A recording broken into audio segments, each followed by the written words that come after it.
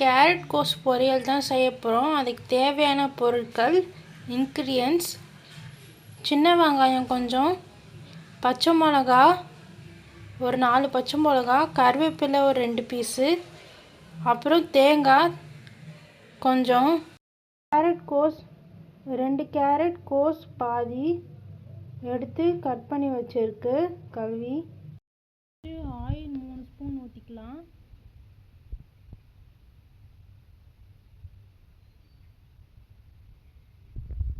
கடுகு 1 ஸ்பூன்,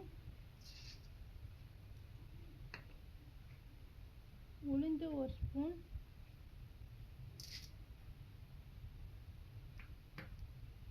கடலைப்பருப்பு 1 ஸ்பூன், ஜீரகம் 1/4 ஸ்பூன்,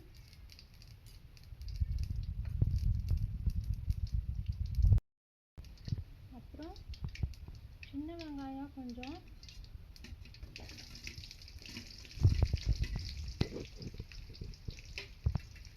போட்டு வதக்கி விடணும்.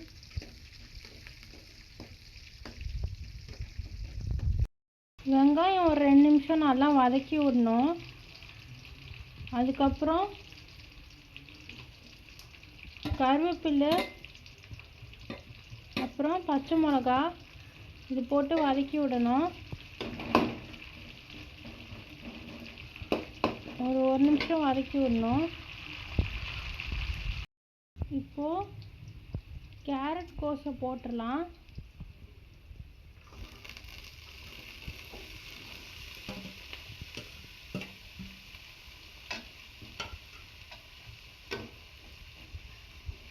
நல்லா வதக்கி விடணும். ஒரு 5 நிமிஷத்துக்கு நல்லா வதக்கி விடணும். காய் 5 நிமிஷம் நல்லா வெந்துருச்சு. இப்போது 1/2 டம்ளர் தண்ணி ஆட் பண்ணிக்கலாம். அதுக்கு மேலே சேர்க்க வேண்டாம். காய் மேலே பரவாயில்ல ஊற்றிக்கோங்க. ஊற்றிட்டு உப்பு ஒரு 1 ஸ்பூன்,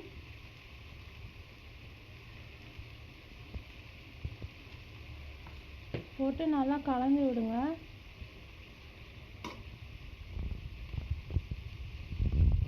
போட்டு 5 நிமிஷம் வேகணும். அதுக்கு மூடி போட்டு மூடிக்கலாம்.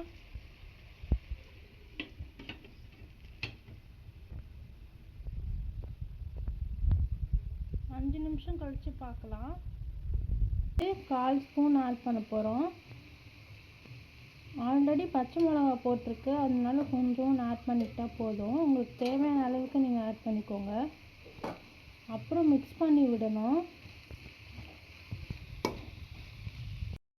மிளகாத்தூள் போட்டக்கப்புறம் 2 நிமிஷம் மிக்ஸ் பண்ணிக்கணும். அதுக்கப்புறம் இப்போ தேங்காய் ஆட் பண்ண போகிறோம். போட்டுட்டு மிக்ஸ் பண்ணி விடணும்.